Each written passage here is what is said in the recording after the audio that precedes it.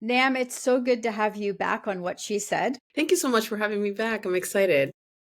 I love the thread, and I want to start with my big question. What is on Ontario's mind right now? What are you hearing from people across the province?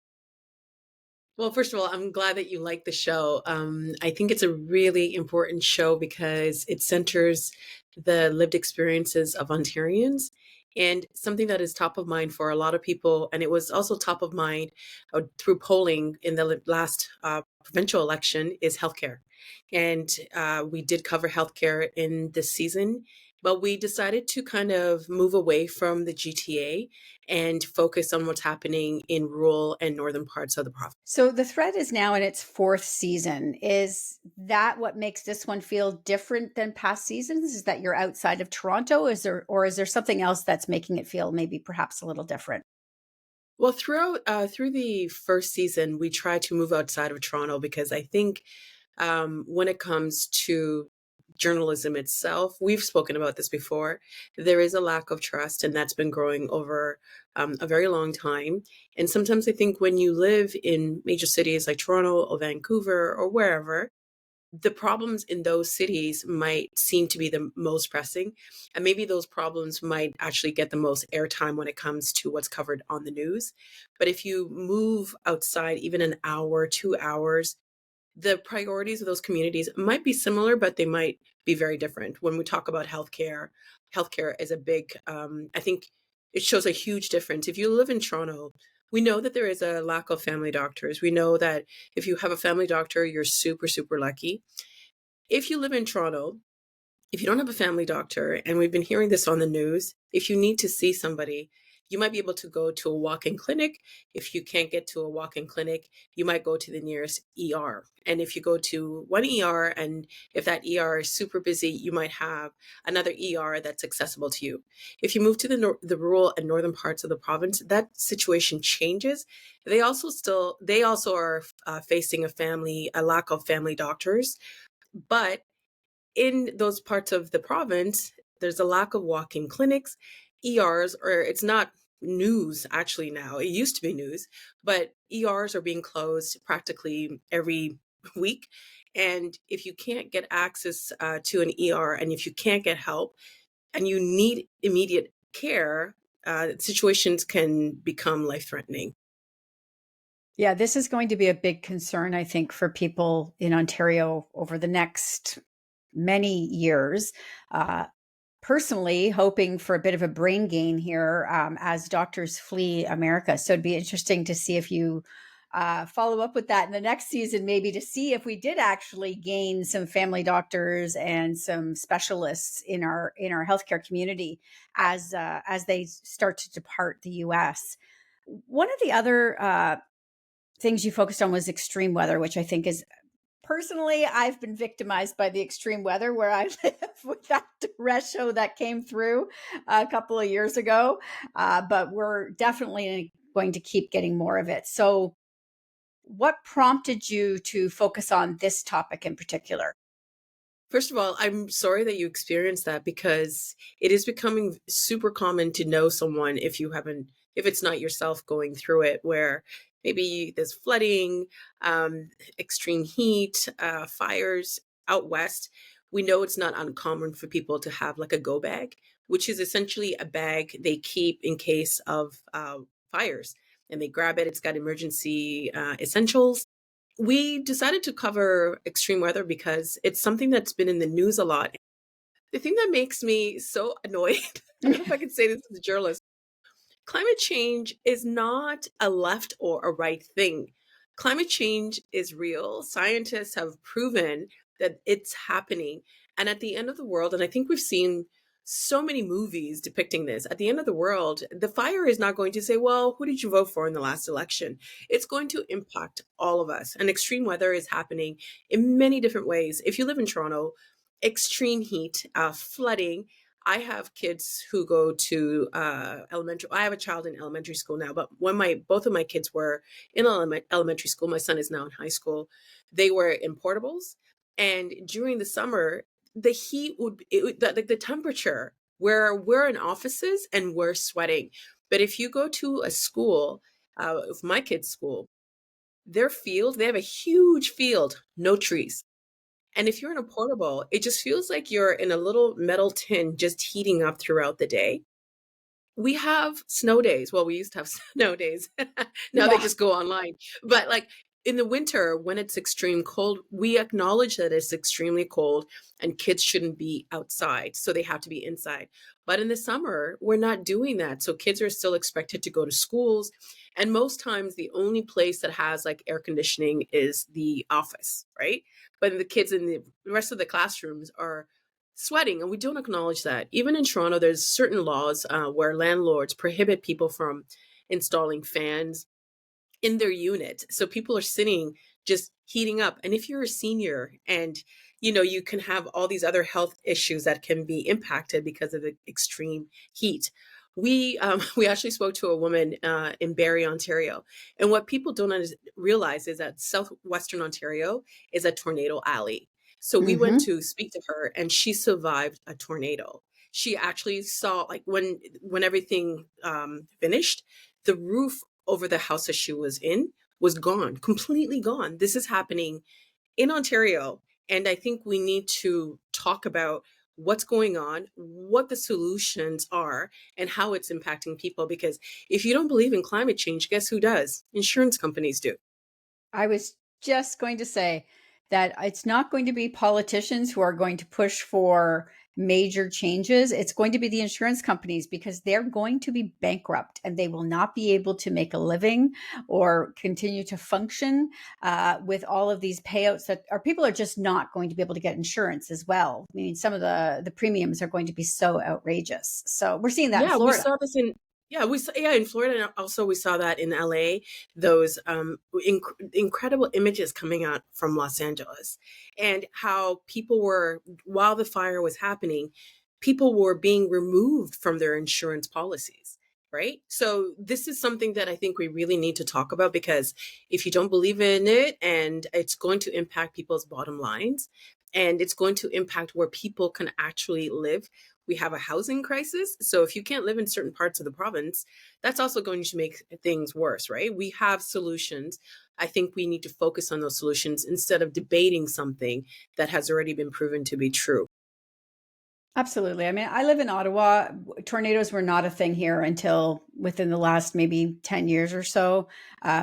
We get more tornadoes in Ottawa now, never had them prior. Now we And you have can't control a wildfire tornado, season. right?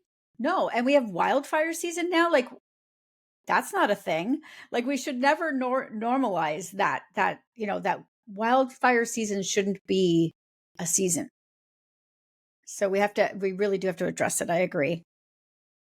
I want to talk about your third though episode, which I have some experience in as well after divorces, is dating disasters. And I'm laughing, not laughing, because I have seen some of the horrific messages people receive on dating apps and some of the expectations. But there's also dangers. I mean, just the other day, I had read that there's a guy on a dating website who just got out of prison, and people are calling him out saying like this guy is out and he was in jail for assaulting a woman. Honestly, like, I've been married for over 15 years. And even before, when I was single, I was a terrible dater. I was just super awkward, shy, and I just never knew how to date. I cannot, and I cannot believe, like, just to think, I talk to my girlfriends about this all of the time. The nightmare stories of trying to connect with somebody. And when you're using these dating apps, you can curate your life. Like on social media, we talk about social media all the time, where you can curate the highlights of your life. Dating apps are next level. And, dating apps were seen before as the solution to helping us meet people online and maybe connect with the one. But those dating websites have realized that, hey, we can't make money if people actually connect, if Yeah. people actually meet the one. Yeah. We want you on these apps, right? So This they're is so predicting, true. right? So they, like, dating apps used to be free. Now sometimes you have to pay to join. And then even if you are on a free dating app, they have different levels where if you want to have this access, then you have to pay this. And then, so the gaming apps have become a little bit gamified, right? And I feel we spoke to some people who were just sharing their dating scenarios, nightmare scenarios. And we live in an online world, right? Third spaces have disappeared. Before you, maybe you could go to the local coffee shop, hang out, the diner, and you can meet somebody, or bowling alley, or remember roller skating rinks? They were everywhere, right? But Yep. now all those places have disappeared, and there's a lack of places for people to meet. We actually spoke to a dating coach who has been organizing these speed dating events. And she's saying that, and she's been in the dating industry for 20, 25 years. And she's seen the desire for people to have these in person events.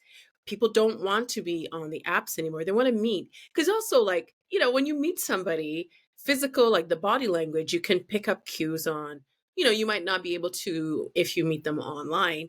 And so we're seeing this kind of like reversal of people not wanting to just be online, but they want to meet people in real life. And we know there's a loneliness epidemic. There's all of these things that are been impacted by all the disappearance of all these spaces that we used to congregate as a community.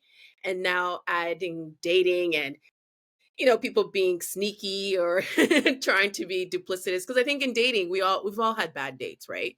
We've all met liars or whatever. But I think dating online just adds like a different level of anxiety, and it also puts people in positions where maybe they can be scammed. But it's really, really hard for people to meet right now.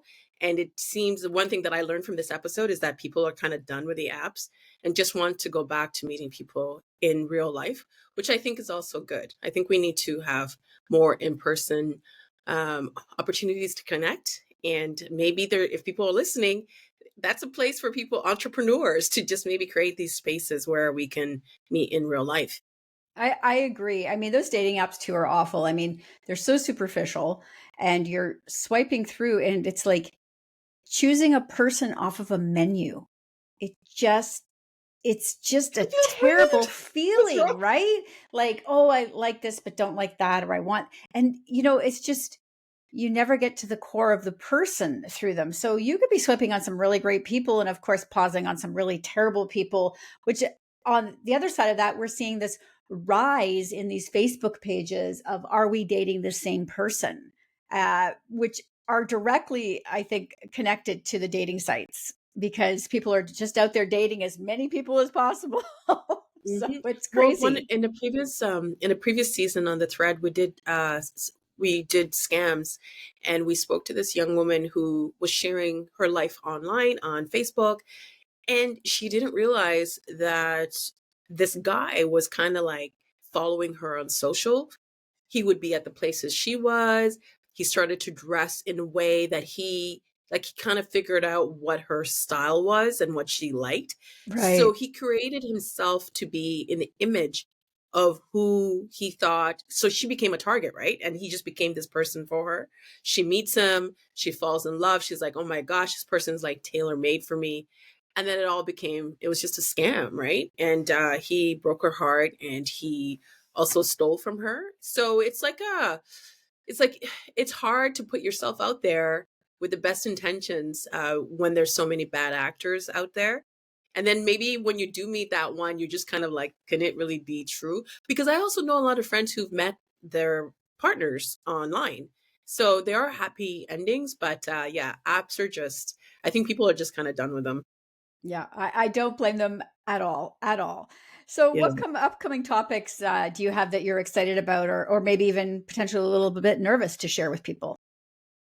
We did an episode on guns, which was really eye opening for me, and one on deep fakes. And I think the deep fakes episode is one that's going to stay with me for a very long time. We spoke to a group of young girls from Toronto, and a friend, actually, he was a trusted friend to some of them, took pictures from them that were shared online, and he used an AI app to manipulate the picture So the girls were they were essentially naked. And these are young girls, 14, 15 years old. And these images started to circulate around the different schools. And when it happened, the girls were obviously, they were devastated because it's a picture they know they didn't take, Right. but it's a picture of them. Like it was like original. One of the pictures was like a very innocent picture at a picnic. But by using this app, he was able to make it into this whole other, you know, uh, situation that wasn't real. But if you looked at the picture, it looked real. And when it happened, the girls spoke to their parents, and it seems as if their parents were the people who were really kind of pushing for them to be heard. Because, well, I shouldn't just say just their parents. Some of the schools, like one of the schools, handled it really well, according to the girls. Another school, not so well. The girls were actually asked to come into the principal's office as if they had done something wrong. So they had to stay in the principal's office, and they were separated from the rest of their classmates. And then the young boy who allegedly did this, he's a minor, and with the criminal code, the way that it's structured right now, the Canadian criminal code, it has specific rules to deal with people who are sharing child abuse materials, but the word deep fake is not part of it. And so when it comes to, like, when the girls went to the police essentially told them that there's nothing we can do because the law doesn't give us very much a leeway to actually charge this young person. And the girls were devastated because this impacted them in, in many different ways. They were betrayed. There's a potential for these images to live online forever, to follow them for the rest of their lives.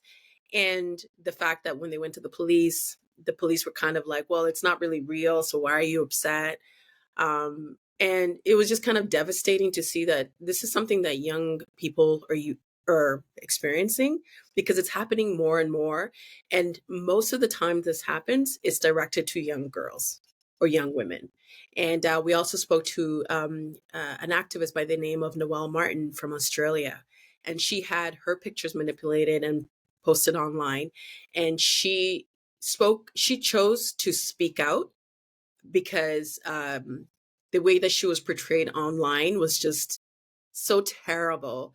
But she said, I'm not going to keep quiet. I'm going to fight back. And again, there was nothing really much for her to do. She was told that she would have to contact the different sites that had her pictures online, because her pictures ended up online. And she would have to contact them and ask them to remove them. And one of the silver linings of that story is that she chose to pursue law, and her activism has created a conversations for politicians to act to protect other young people from going through that. But I think it's really important for parents to be aware of this, and also for young people to be aware that this is a devastating thing. That even if you're just playing around with this AI tool, you're committing a crime. Like this is not. It's not funny, right? It's not funny to do that to somebody, and I'm really, I feel I'm so proud of those young girls for speaking up and not taking whatever answer was given to them by the police. They were like, no, we are going to keep talking about this until we see some form of justice, because what happened to us was wrong. And it's really nice to see young girls empowered to push back, but they shouldn't have to do that. I think tech companies also bear a great deal of responsibility in allowing these pictures to be online. And also, when people talk about AI, it's so cool, it's amazing. We have to think about the other parts of it that are not so amazing, that can Absolutely. actually ruin people's lives and endanger young people, because mentally it's a horrible thing to happen to you. I feel like I'm having this conversation over and over and over again in many spaces about how we are, as a society, we're just not keeping up quickly enough with the technology in the laws and in the education that our society needs. We are woefully behind, and I don't know if we can catch up at this point. It's so crazy. Yeah, I mean, what you exactly what you just said. We spoke to a lawyer who works in this space, and that's exactly what he said.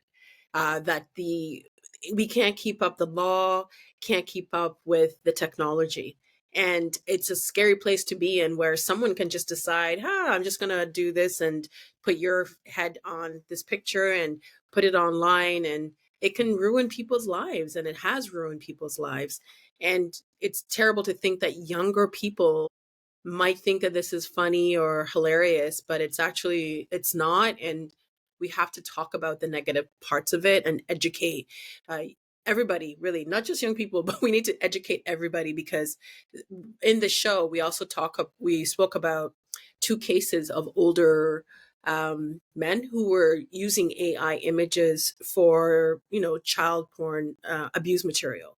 So this stuff is everywhere, and the law needs to catch up like yesterday.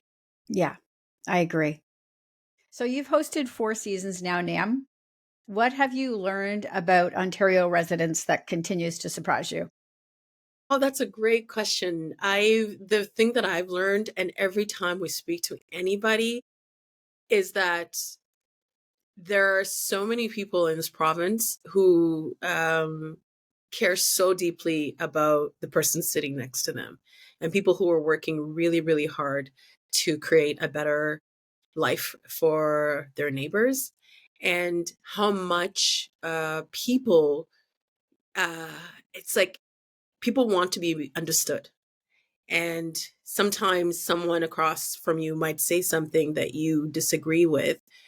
But I think if you just have an opportunity to meet face to face, have a conversation, we have more in common than not. And the other thing that I've learned is that throughout our trips throughout the province, our province is really beautiful.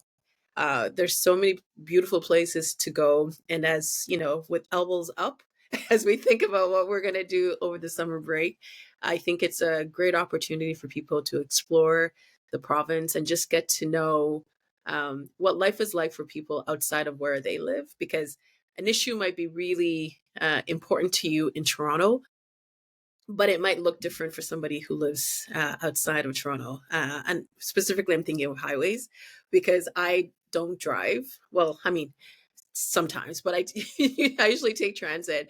And every time I hear conversations about we need a new highway, I'm like, oh my God, no, we don't. And then I go outside of Toronto and I speak to somebody. They're like, actually, this is why we need a new highway. It doesn't mean that I'm going to be like, oh, okay, yeah, now I'm pro highway, but it's an opportunity for me to understand the issue from a different point of view.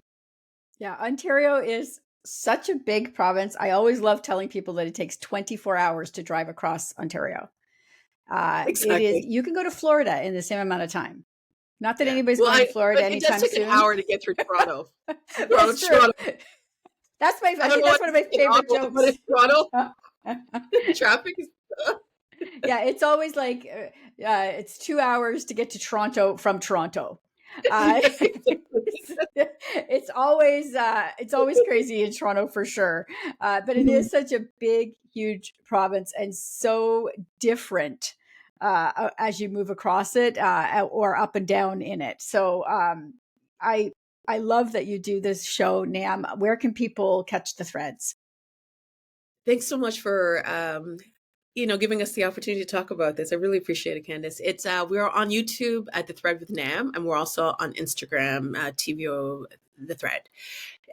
People can follow us on those platforms, and they can also catch up on the past seasons on YouTube and also on TVO website.